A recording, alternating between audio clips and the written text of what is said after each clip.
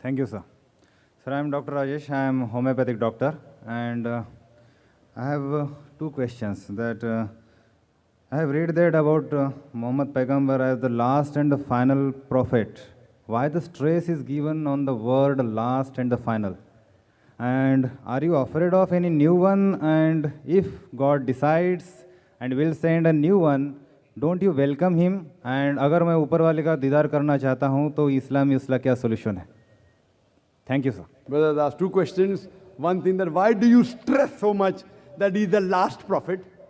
If God wants to send a second one, can't he send? And the last question, if I want to see Almighty God, what is the solution? I'll come to the last question later on. Sir, the first question, why do I stress that Prophet Muhammad is the last prophet? Not only I stress, the Vedas stress, the Purana stress, the Bible stress, as well as the Quran and the other scriptures.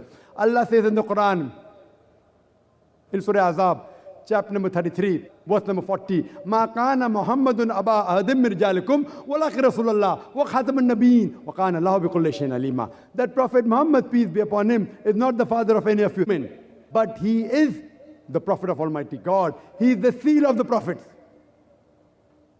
And Allah is all-knowing, full of knowledge. Now when Almighty God said, if Almighty God wants to send, he can surely send. But Almighty God does not speak a lie.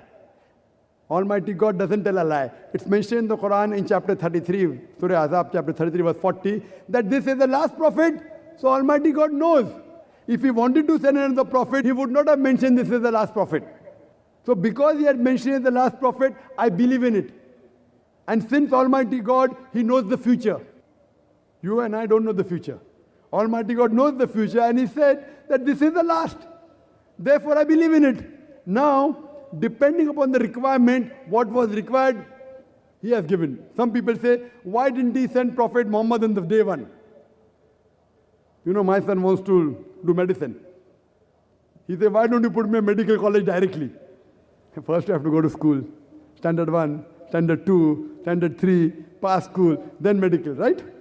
So depending upon how the humanity progressed, Almighty God kept on sending messengers. And by name 4 are mentioned, but there were many revelations sent. Torah, Zabur, Injil by name is mentioned. Now Almighty God thought it fit that 1400 years back, humanity reached a level to understand the Quran.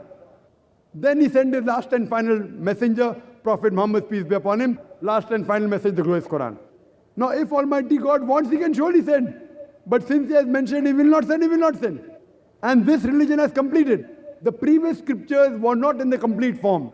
Allah mentions, Almighty God mentioned in the Quran, in Surah Ma'idah chapter 5 verse number 3, that on this day have I completed my favor unto you, have chosen for you Islam, and complete the religion for you. After the religion of Islam is completed, nothing new can be added, nothing can be subtracted from this religion. It's complete. That's the reason, if anyone today says that he gets revelation from Almighty God, anyone who says he's a prophet of God, he has to go to a psychiatrist.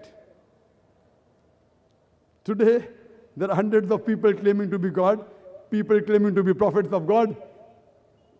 They require a psychiatrist. Because after this, no other revelation will come. After this, no other prophet will come. Regarding the second part of the question, what can you do if you want to see God? Anyone, if you tell what should I do? I'll tell you what should do. In this world, you cannot see God. That was Moses, peace be upon him, it's mentioned in the Quran. He wanted to see God. So Almighty God said, look at the mountain. I will show a glimpse of me to the mountain. So what happened to the mountain? By looking what happened to the mountain, Prophet Moses fainted. So in this world you cannot see, but you can see in the next world. If you go to Jannah, you will have everything, food, everything you will have.